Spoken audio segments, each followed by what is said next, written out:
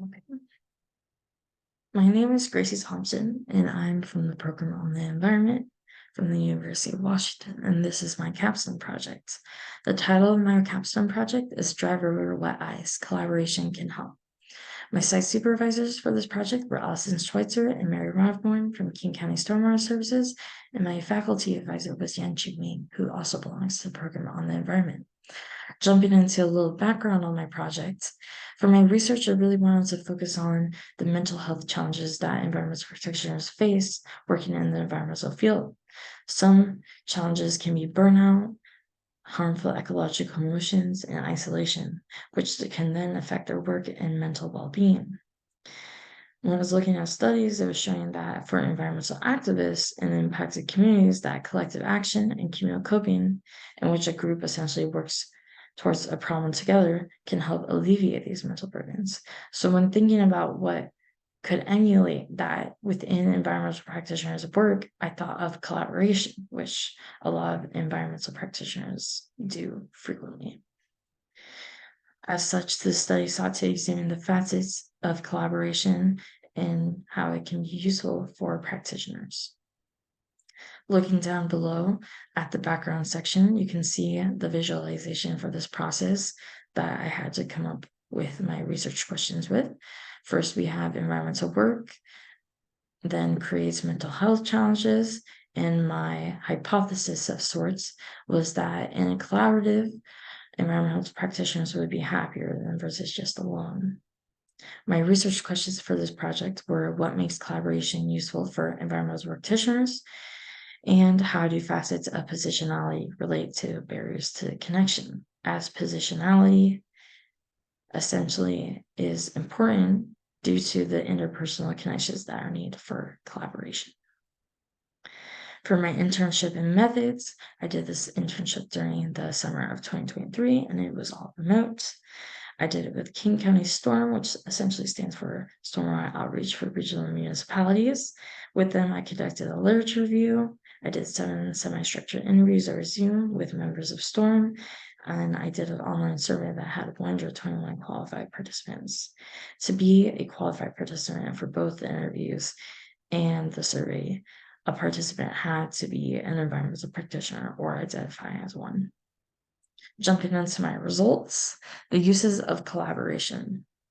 So these were the top uses I found of collaboration. It was to hear different perspectives, have better, higher quality outcomes. Participants were having more efficiency success. And finally, collaboration could help relieve mental burdens.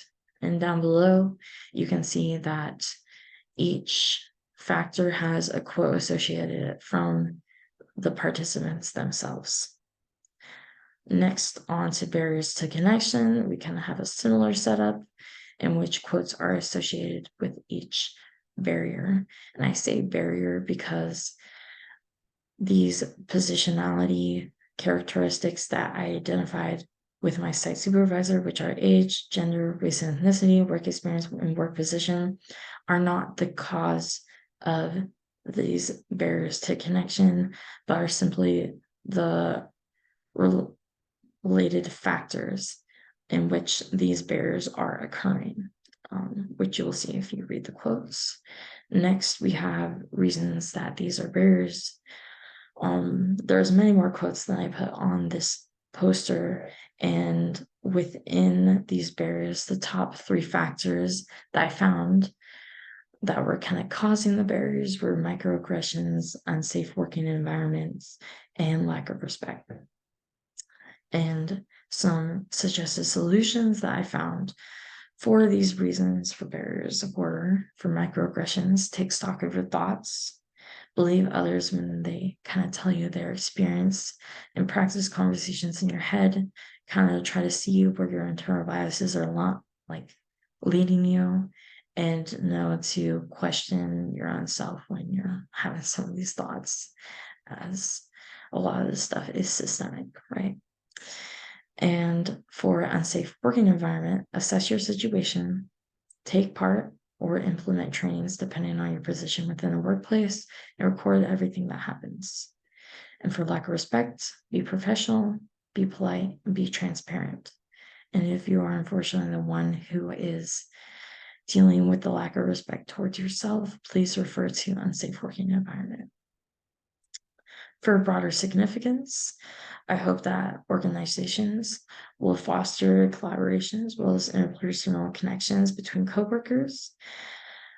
And if they do this, essentially these relationships can lead to higher quality outcomes for work, but and most importantly, in my opinion, can act as buffers for harmful emotions and feelings of isolation and burnout that practitioners are facing. However, to achieve these interpersonal connections, they need to be healthy.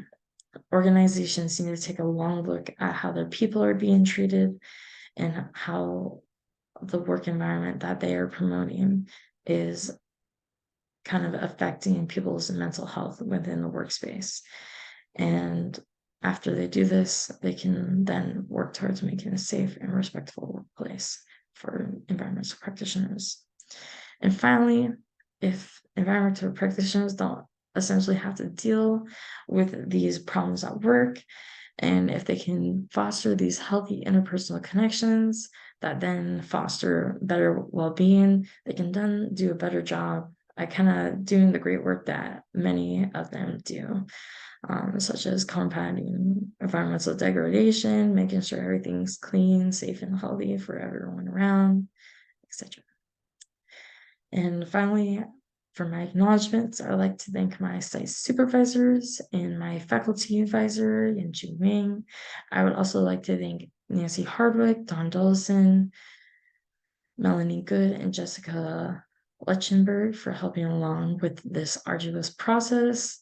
I would finally like to thank the animals that I petted so frequently to relieve my stress during this process, as it is stressful, and my family, I guess. Yeah. Thank you so much for watching my presentation. Goodbye.